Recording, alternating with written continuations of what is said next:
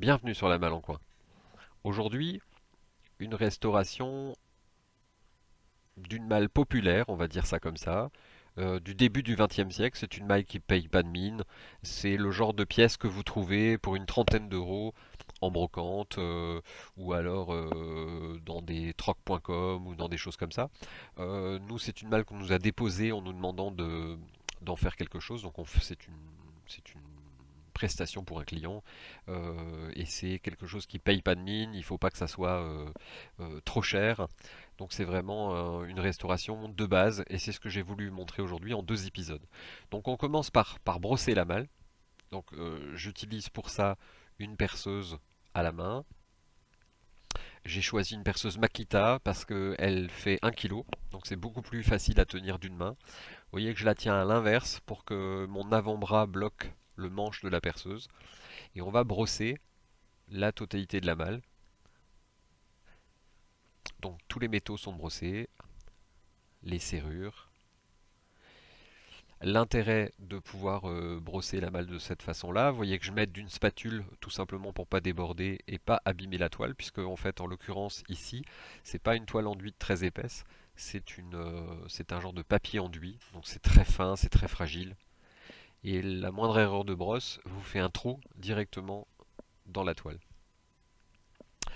Une fois la malle brossée, vous voyez qu'ici il y a une grosse fente. Le couvercle de la malle était complètement cassé. Donc on va faire un flippo. Alors j'appelle ça un flippo, je ne sais pas si ça s'appelle comme ça. C'est une greffe de bois. Donc je prends une baguette de bois, je la taille à peu près de la largeur de la fente. Donc ça, à la scie sur table, tout bêtement. Vous pouvez le faire euh, plus simplement avec une scie à ruban, vous pouvez le faire à la main, hein, ou acheter une baguette et la scier. Une fois que j'ai la bonne largeur de la fente, je vais tout simplement poncer pour le mettre en pointe, parce que évidemment ma fente dans le bois, ça serait trop simple, elle n'est pas rectangulaire exactement, elle est plus ou moins finie. Et là, une fois que c'est fait, on va tout simplement mettre ce flippo dans la fente. Et il y a plusieurs techniques pour réparer un couvercle. On aurait pu, comme ça faisait dans le temps, simplement agrafer. Alors ils utilisaient évidemment pas d'agrafeuse, alors que nous, aujourd'hui, on utilise des agrafeuses modernes. C'est ce que je montre dans les premières images, c'est-à-dire qu'on pourrait simplement agrafer ces trous. Évidemment, ça tiendrait pas correctement à long terme, et c'est pas ce qu'on veut faire. Donc on va d'abord mettre des spatules, je mets des spatules à l'arrière du couvercle pour être sûr que mes deux planches sont au même niveau.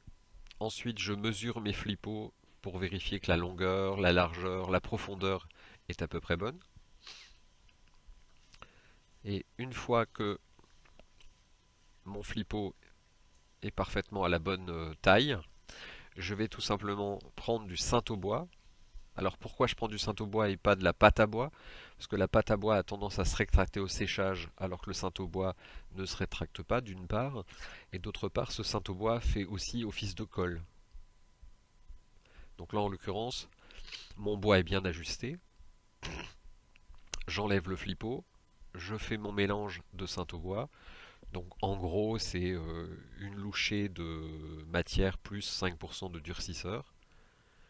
Ce durcisseur d'ailleurs peut être acheté à part, hein, et on va combler en fait la fente avant d'insérer le flippo. Puis je vais agrafer le temps de sécher. Tout simplement, je ne peux pas utiliser de serre-joint ici, j'ai pas de serre-joint sous la main. Il faudrait des serre-joints quand même très grands avec des cales en bois. Donc pour éviter d'avoir besoin de serre-joint, je vais placer 3-4 agrafes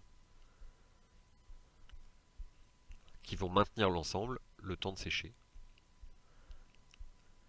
Une fois que la malle est sèche, on va poncer en fait l'affleurage du flippo qui forcément dépasse du bois du côté intérieur,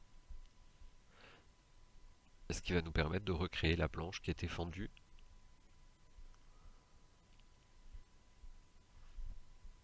Et l'étape numéro 1 va être finie. La malle évidemment peut être nettoyée. Les ferrures peuvent être peintes si on désire éventuellement repeindre les ferrures. Nous, c'est un choix que nous ne ferons pas. on va recolorer la malle comme vous allez pouvoir le voir dans l'épisode 2. Et l'épisode 2, c'est comment on va s'occuper de l'extérieur de la malle, la décorer et faire le gainage intérieur. Voilà.